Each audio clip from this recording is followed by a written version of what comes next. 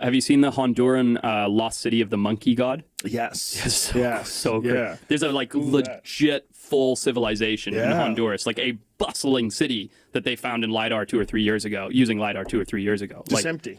Empty. Gone. But Yeah. like a full scale city, not like a village or a town, like tens of thousands. Yeah, look at that. Fucking wild. Yeah. But it totally makes sense, man. If you bring in smallpox, I mean, smallpox kills like 90% of the people that get it. Right. So it just fucking decimated the populations of these places where these European settlers made through. That's the whole story behind the lost city of Z, you know.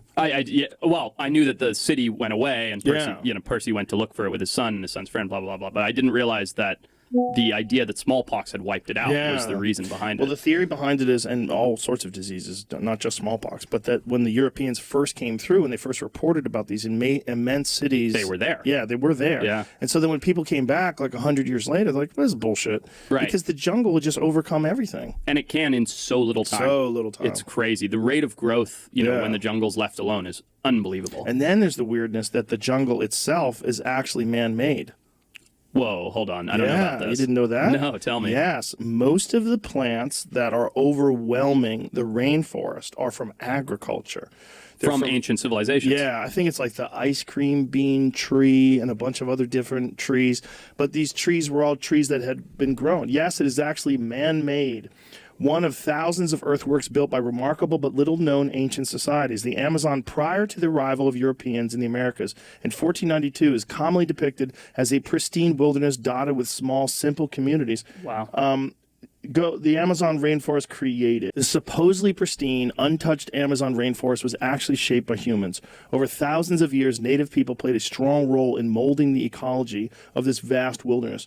So these trees that overwhelm the rainforest, they were planted. They're cultivated. Yeah, and then they just run amok. Interesting. Yeah, they're just really fertile, and the ground. They had developed this type. What's it called? Terra preta. Terra preta, is that what it's called? They had developed a very specific type of soil. But I guess the Terra difference... preta, yeah. Terra preta. But I guess the difference being those were all native plants, right? So while the Amazon may have been cultivated by different tribes in the Amazon, they're not getting those plants or trees from anywhere but the immediate surrounding area, right? I mean, maybe not immediate, but within the South Americas. I'm not exactly sure. Right? Because it's not like they're importing olives from Spain, right? Like they're using the resources. Yeah, I don't think they're saying they're invasive. I'm just thinking they're cultivated. But that's fascinating. Yeah, it's amazing. You certainly don't think of that. And you don't think of, at least in today's world, I don't think of the Amazon as being populous. I mean, I'm not talking about Manaus and cities. I'm talking about the wild Amazon. You don't think of civilizations being able to impact that much vastness. Graham Hancock thinks there was 20 million people living in it. 20 million? Yeah. Wow.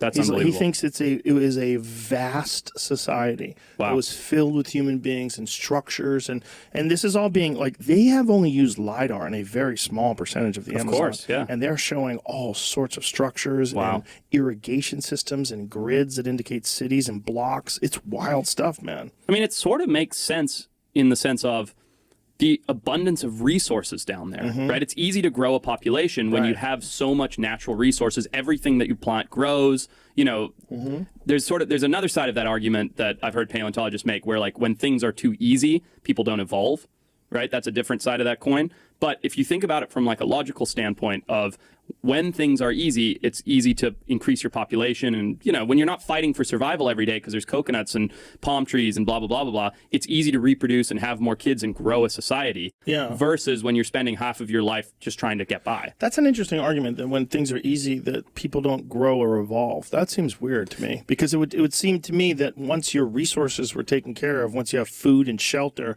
you have more time to think. So you have more time to make life convenient, more time to sell goods that would be valuable to people, more time to improve and innovate on those goods. But the argument is when things are too easy, you don't push the status quo. So because there are so many abundant resources, you have no need to develop tools and technologies that advance society. So the argument, I don't remember the scientist that said this, is basically if you look along the band of the equator, those are at this time, and this is an older publication, I believe, those were the least developed societies in the world. As you get further away from the equator, up into the not the Arctic, but like up into Scandinavia and so on and so forth, you get more and more advanced civilizations. Because when there's a hard winter coming, or it's just harder to survive, even though there's abundant resources, you need to adapt and overcome and develop in order to prepare for that winter, in order to prepare for a famine time period, versus when it's all just available to you at any time. The reason why that doesn't make any sense is Egypt. Sure. Yeah. That doesn't make any sense, because that's the absolutely most sophisticated culture pre what we understand of history. Yeah, true. But not on the equator. It is quite far from the equator. It is far from the equator, but it's also like very lush. Very. Like the Nile Valley, they think, 9,000 plus years ago was like extremely lush, which is one of the reasons why they were able to reach this high level of sophistication, because they had access to resources. Which aligns with the idea that the Amazon had the same thing. Yeah. And I agree with you, by the way. I think that if you have an abundance of food and resources, you have a better ability to create. Yeah, that's what that makes more sense to me, but I don't think they're mutually exclusive. I think both things could exist. I agree. Like, you could have it too easy, or you could have it to the point where there's plenty of food to hunt and gather, and you see no need to move out of the hunter-gatherer stage. Sure. But then you could also see like super sophisticated societies that lived in that area, like they think the Amazon was. Right.